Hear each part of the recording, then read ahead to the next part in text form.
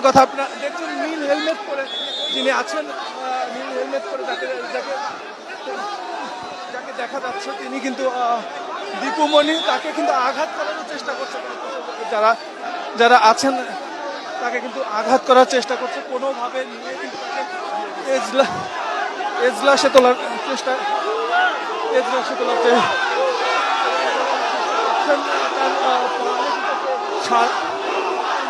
দেখছেন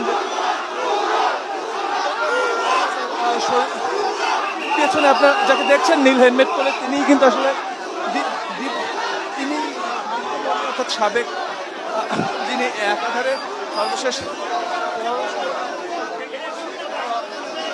সমাজ কল্যাণ মন্ত্রণালয়ের যে এজলাস আছে সেখানে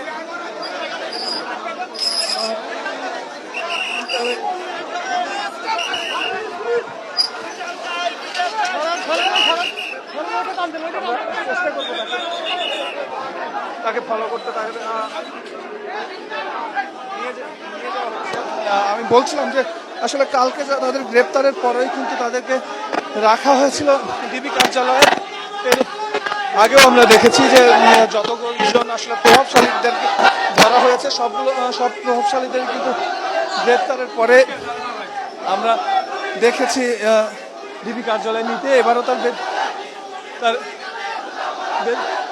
ব্যতিক্রম হয়নি, তাকে এজলাসে ঢুকানো